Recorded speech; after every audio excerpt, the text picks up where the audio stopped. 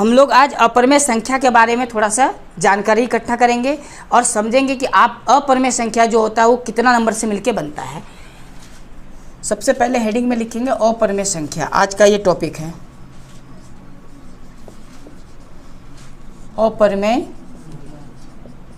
संख्याएं। अपरिमेय संख्याएं को इंग्लिश में कहते हैं इरेशनल नंबर। नंबर होता है, हम लोग पढ़े हैं, एक इरेशनल एक रेशनल, ठीक है।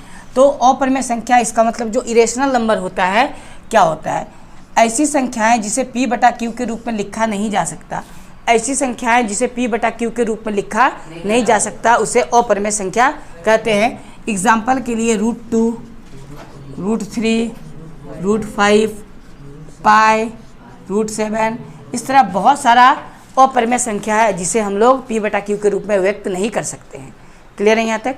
तो अपरिमेय संख्या जो होता है उसको p बटा q के रूप में व्यक्त नहीं किया जा सकता, लेकिन जो परिमेय संख्या होता है उसे p बटा q के रूप में व्यक्त किया जा सकता है।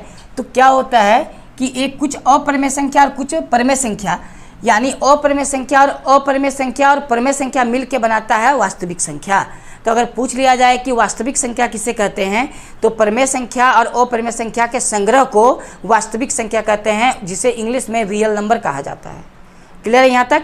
तो अपरिमेय संख्या और परिमेय संख्या के संग्रह को ही वास्तविक संख्या कहते हैं, ठीक है। तो बस अपरिमेय संख्या इतना ही है। हम लोग को अपरिमेय संख्या का यूज़ इसमें कहाँ है, इस चैप्टर में। तो इस चैप्टर में अपरिमेय संख्या को नंबर लाइन में रिप्रेजेंट करना है, इतना हम लोग का यूज़ है, ठीक है। इसीलिए सीखना पड़ा थोड़ा सा। तो नंबर लाइन क्या है बताया हुआ था, ये कोई एक लाइन है, अगर इस पर नंबर बैठा दे जैसे कि 0, 1, 2, इधर आ जाएगा -1, -2, इसको बोलते हैं नंबर लाइन। अगर बोल दिया जाए कि नंबर लाइन में 4 को रिप्रेजेंट करना है, तो ये 2 है, इसके बाद आएगा 3, उसके बाद आएगा 4, ये 4, तो नंबर लाइन पे 4 कहाँ है अगर बोलेगा आपको दिखाने के लिए या रिप्रेजेंट करने के लिए, तो हम लोग यहाँ दिखाएंगे। अगर बोलेगा नंबर लाइन में -1 कहाँ है, तो हम लोग यहाँ रिप्रेजेंट करेंगे। लेकिन नंबर लाइन में अगर पूछ लिया जाए कि √2 को दिखाना है, किसको दिखाना है, √2 को, तो उसके लिए डायरेक्ट इस नंबर पे हम लोग को दिख नहीं रहा है √2 कहाँ है, तो इसके लिए कुछ प्रोसेस है, उस प्रोसेस से हम लोग सॉल्व करेंगे। बात समझ में आ गया? तो क्या करना है, सबसे पहले हम लोग एक नंबर लाइन खींचेंगे, ये √2 को रिप्रेजेंट करना है। जैसे कि ये एग्जाम्पल नंबर कितना हो जाएगा,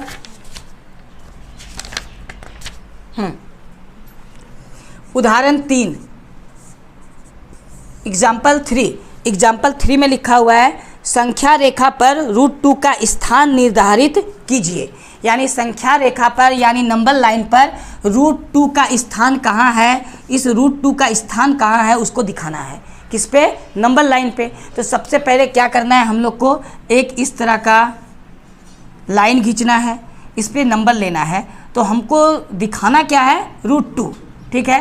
तो इसके लिए ये तो 0 आया, हम लोग स्केल से 1 सेंटीमीटर कॉपी में डिस्टेंस लेंगे, 1 यूनिट यानी 1 सेंटीमीटर का। इस तरह ये 1 है, ये 2 है, ये 3 है, बाकी इधर -1, ये चलते जाएगा इस तरह डॉट डॉट डॉट, ठीक है। तो 1 सेंटीमीटर का स्केल से हम लोग लाइनिंग ले लेंगे, डिस्टेंस ले लेंगे कॉपी में जो स्केल है। अब क्या करना है, 0 से 1 का बीच में 1 यूनिट का डिस्टेंस है, यानी 1 यूनिट का मतलब वो सेंटीमीटर भी हो सकता है, चाहे कुछ भी हो सकता है, ठीक है। तो स्केल से 1 सेंटीमीटर ही खींचना है बनाने के लिए। इसके बाद ये जो 1 है, यहाँ से सीधा 90 डिग्री का एक लाइन 1 सेंटीमीटर का काट लेना है। कितना सेंटीमीटर का, 1 सेंटीमीटर मतलब 1 यूनिट का। जितना डिस्टेंस 0 से 1 होगा उतना ही डिस्टेंस यहाँ से यहाँ लेना है, लेकिन ये 90 डिग्री का होना चाहिए। ये 90 डिग्री जो बनेगा, समकोण जो बनेगा वो किससे बन सकता है, कंपास से भी और चांद से भी, जैसे बनाना है बना लेना है।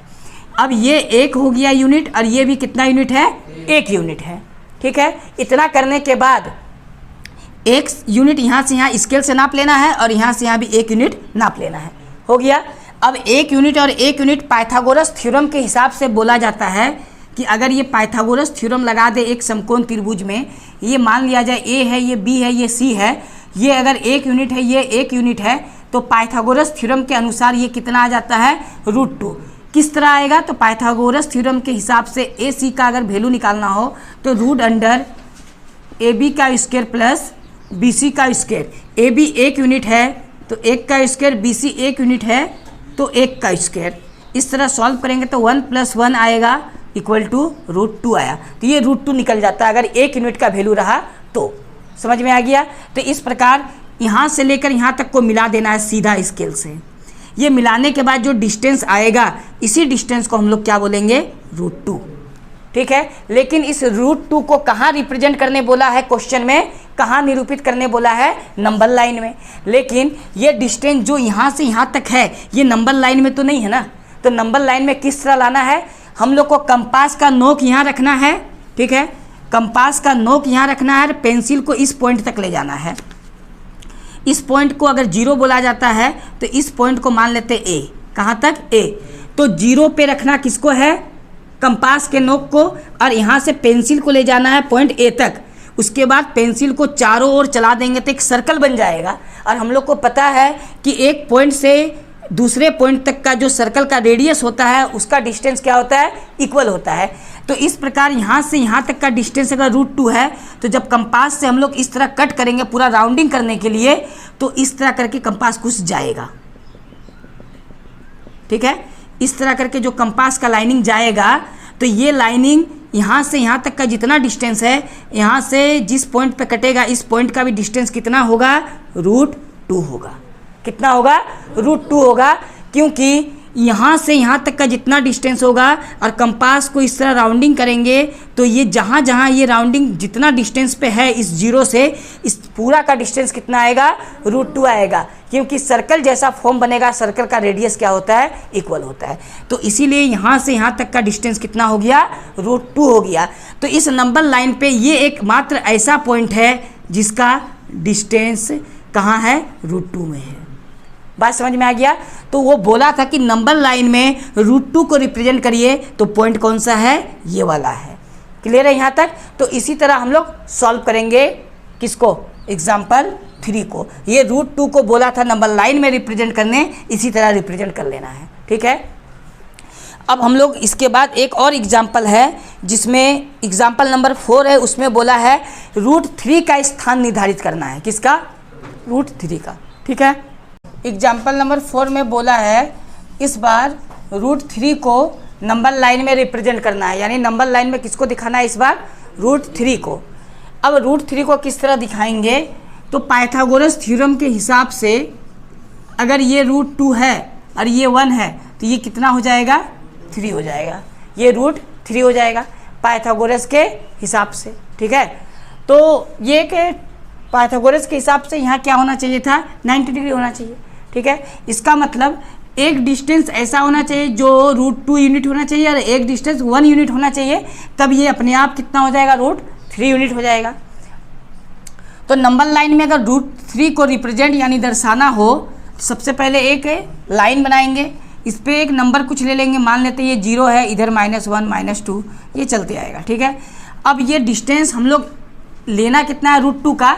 तो √2 डिस्टेंस बनाने के लिए सबसे पहले जो अभी हम लोग √2 को दिखाए थे उसी प्रोसेस से पहले √2 निकालेंगे उसका डिस्टेंस। यानी 0 से लेकर यहाँ तक 1 यूनिट, यहाँ से सीधा 1 यूनिट एक लाइन 90 डिग्री का लेंगे ये वाला, और ये 1 यूनिट लेंगे और ये भी कितना लेंगे, 1 यूनिट। ये 1 ये 2 ये 3 डॉट डॉट डॉट जाएगा। ठीक है। और इन दोनों को अगर हम लोग मिला दें तो कितना आ जाएगा, √2। कितना आ जाएगा, √2। ये √2 का लाइनिंग बन गया। ठीक है। अब √2 मिल गया तो √2 के साथ कितना, इधर 1 यूनिट लेना पड़ता है कि नहीं, लेना पड़ता है। तो √2 के डिस्टेंस के साथ कितना यूनिट का डिस्टेंस लेना होगा, 1। यानी कॉपी में जब हम लोग बनाएंगे तो 1 सेंटीमीटर नाप लेंगे। तो बात रहा कि ये वाला थोड़ी ना सेंटीमीटर में दिखेगा स्केल में, तो ये दिखेगा नहीं। ये कॉपी में जब ड्रॉ करेंगे 1 और 1 तो ये वाला जो डिस्टेंस आएगा ये तो आ चुका होगा, तो इसको स्केल से नापने का कोई ज़रूरत नहीं है, ये पहले से। इसके बाद करना क्या है, इसके बाद करना है इस पॉइंट पे 90 डिग्री का एक कोण बनाना है, यानी समकोण। 90 डिग्री का एक कोण बनाना है, चांद से बन जाएगा या कंपास से भी बन जाएगा। तो 90 डिग्री का कोण जहाँ बनेगा वो एकदम स्ट्रेट बनेगा, यानी सीधा। लेकिन ये सीधा, ये कितना डिग्री का कोण बन गया, 90 डिग्री का। तो ये साइन हम लोग दे देंगे इस तरह का। लेकिन ये डिस्टेंस कितना लेना है, 1, यानी 1 यूनिट का डिस्टेंस इसको भी लेना है। यानी 1 सेंटीमीटर हम लोग कॉपी में ले लेंगे इस डिस्टेंस को। हो गया यहाँ तक। ये यहाँ से लेकर यहाँ तक इसको नाम देते, ये मान लिया जाए 0 है, ये A है, तो तो यहाँ से यहाँ तक का डिस्टेंस कितना है, √2, और यहाँ से इस पॉइंट को नाम B दे देते हैं। A से B का डिस्टेंस कितना है, 1। √2 और 1 डिस्टेंस के साथ अगर ये कोना और ये कोना मिला दिया जाए तो कितना यूनिट आता है, √3। तो हम लोग इसको और इसको क्या कर देंगे, मिला देंगे। ये तो ये आ गया √3। कितना आ गया, √3। यहाँ तक समझ में आ गया। तो ये √3 निकल गया इस पॉइंट पे। अगर कंपास को इस पॉइंट पे बैठा दें और पेंसिल का नोक B पॉइंट पे ले जाएं हम लोग, तो ले जाने के बाद जब इसको हम जहाँ भी ले जाएं, इस सर्कल बनाएं, तो जितना भी यहाँ से दूरी सर्कल बनेगा सबका डिस्टेंस क्या होगा, इक्वल होगा। इसका मतलब यहाँ कंपास को रखना है, पेंसिल को टान के यहाँ ले जाना है और इससे हम लोग को एगो इस तरह करके कट करके बना देना है, ऐसे।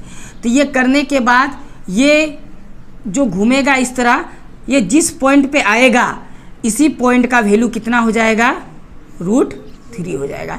यानी इस नंबर लाइन पे √3 को अगर दर्शाना हो तो वो कौन सा पॉइंट है, ये वाला। बात समझ में आ गया। यानी √2 का प्रोसेस है, जिस तरह बढ़ा के गए थे उसी तरह √3 जहाँ आएगा ये कोना, उसको बढ़ा के जाएंगे तो ये जो डिस्टेंस निकलेगा यहाँ से यहाँ तक जितना डिस्टेंस होगा, यहाँ से यहाँ भी उतना ही डिस्टेंस होगा, क्योंकि सर्कल का अंदर रेडियस का काम कर रहा, यानी त्रिज्या का। बात समझ में आ गया। तो इस तरह √3 को नंबर लाइन में हम लोग को रिप्रेजेंट करना है। क्लियर है। इसके बाद अब सीधा एक्सरसाइज को हम लोग सॉल्व करेंगे। एग्जाम्पल 2 ही था जो √2 और √3 को रिप्रेजेंट करना था नंबर लाइन में। एक्सरसाइज में एक क्वेश्चन है √5 को रिप्रेजेंट करना है, तो इसी प्रोसेस से हम लोग √5 को भी क्या करेंगे, रिप्रेजेंट करेंगे। ठीक है।